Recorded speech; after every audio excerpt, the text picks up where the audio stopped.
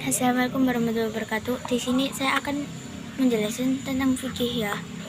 Nah, di sini kita akan pertama itu kita menjelaskan tentang pengertian sholat jamak dan qashar. Nah, di sini saya akan membacakan ya.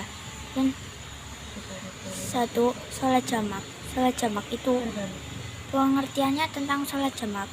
Sholat jamak adalah sholat yang menggabungkan dua sholat fardu dan dilakukan pada satu waktu, bisa di awal atau bisa juga di akhir. Nah, dalam memahami sholat jamak ini juga harus tahu terlebih dahulu sholat apa saja yang bisa dijamak atau digabungkan menjadi satu waktu.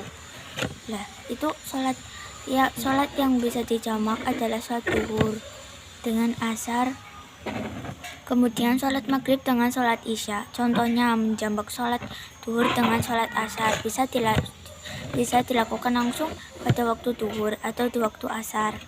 Begitu pula dengan menjamak sholat maghrib itu maghrib dan isya bisa dilakukan waktu maghrib atau waktu isya. Pesan pembagian sholat jamak. Pembagian sholat jamak itu pertama jamak takdim, kedua jamak takhir. Jamak takdim ini adalah penggabungan antara dua sholat fardu yang pelaksanaannya sholatnya dilakukan di awal waktu sholat yang pertama. Dan misalnya sholat zuhur dan asar. Selain sholat asar itu dikerjakan satu waktu. Tempatnya waktu zuhur atau sholat maghrib, dan sholat isya yang dikerjakan waktu sholat maghrib. Pesan jamak tahir. Jamak tahir itu adalah penggabungan antara dua sholat fardu yang pelaksananya sholat dilakukan pada waktu sholat fardu yang kedua. Misalnya sholat zuhur dan asar yang dikerjakan pada waktu asar, atau sholat maghrib dan sholat isya yang dilakukan ketika memasuki waktu isya. Dan syarat-syarat sah melaksanakan sholat jamak itu misalnya untuk melaksanakan sholat jamak takdim, sholat dikerjakan secara urut, tidak ada selingan apapun ketika melakukan dua sholat fardu tersebut. Ini orang-orang yang dibolehkan melaksanakan sholat jamak itu orang yang sedang dalam keadaan sakit atau udzur yang berkepanjangan. Kedua, sholat yang sedang dalam keadaan berpergian jauh atau musafir. Tiga, orang yang sedang dalam kondisi dan situasi yang penting sehingga tidak mudah bagi orang tersebut untuk meninggalkannya. Keempat, orang yang sholat berjamaah di masjid dan kemudian turun hujan lebat, terutama yang rumahnya jauh dari masjid sehingga menjadi halangan untuk pulang. Nah, itu yang tidak diperbolehkan. Pesan pengertian sholat qashar itu dalam ibadah, sholat dan istilah lain selain sholat jamak. Hal ini sholat qashar, sholat fardu yang dilakukan dengan meringkas bilangan rakaatnya. Dan syarat-syarat bisa melaksanakan sholat qashar itu niat untuk mengqasharkan sholat. 2. Sholat yang diqashar adalah sholat yang jumlahnya rakaatnya ada 4 rakaat sholat zuhur, asar, dan isya. 3. Memenuhi jarak perjalanan yang menjadi syarat sholat qashar lebih dari 7 juz. Dan ini kita langsung aja ke sholat sunnah. Sholat sunnah itu dibagi menjadi apa ya?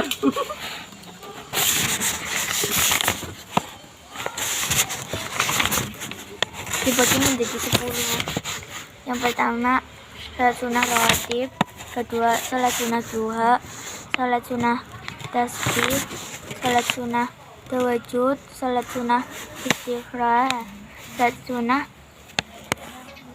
utamaannya itu sholat sunnah taubat, sholat sunnah witir, sholat sunnah hajat, sholat sunnah istiqlal. Terusan sini itu kita langsung aja ya guys ke macam-macam sujud. Sujud syukur itu merupakan sujud yang dilakukan sebagai tanda terima kasih kepada Allah SWT karena mendapatkan nikmat atau kehadiran dari bahaya. Contohnya misalnya aku memberi uang kepada aku mengasih permen kepada Elsa. Nah, Elsa itu sedang ingin permen. Nah, nanti Elsa itu sujud syukur. Dan nanti Elsa membaca Subhanallahi walhamdulillah wala ilaha illallah wallahu akbar wala quwwata illa billah. Dan itu artinya Maha suci Allah, segala puji bagi Allah, tidak Tuhan selain Allah.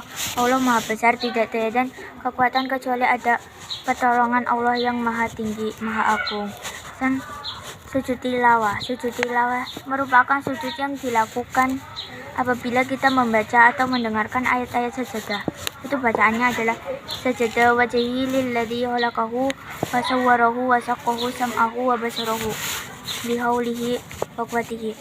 Dan itu artinya bersujud wajhu kepada Zat yang telah menciptakan, telah membentuknya, telah membuka pendengaran dan penglihatannya dengan daya yang kekuatannya sholat. Dan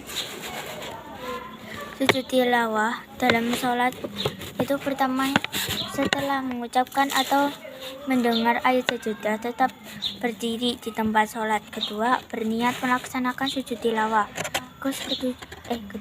Ketiga, sujud 1 kali dan berdoa. Ketiga, berdiri melanjutkan sholat.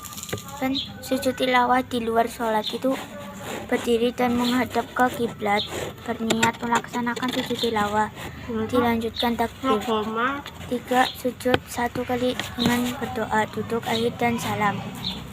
Dan sujud sahwi adalah sujud yang dilaksanakan karena adanya keraguan dalam melaksanakan sholat. Hukumnya melaksanakan sujud sahwi adalah sunnah. Bacaannya yaitu subhanaman la yanamu wa la yasbu. Itu artinya Maha suci Engkau Allah, wahai Tuhan kami, dengan kemajuan Allah ampunilah aku. Berikut cara melaksanakan sujud sahwi itu setelah mengucapkan doa dan akhirnya sebelum salam, lalu sujud pertama disertai dengan berdoa. Dan kedua, duduk di antara dua sujud sahwi dengan melafadzkan doa sebagai doa duduk di antara dua sujud. 3, adapun sebab melakukan sujud sahwi adalah 1, ketinggalan tasyahud awal atau ketinggalan kunut. Kedua, kelebihan rakaat rukun atau sujudnya karena lupa. Dan yang ketiga, ragu tentang bilangan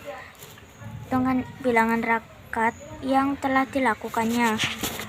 Nah, itulah fikih yang saya ceritakan. Wassalamualaikum warahmatullahi wabarakatuh.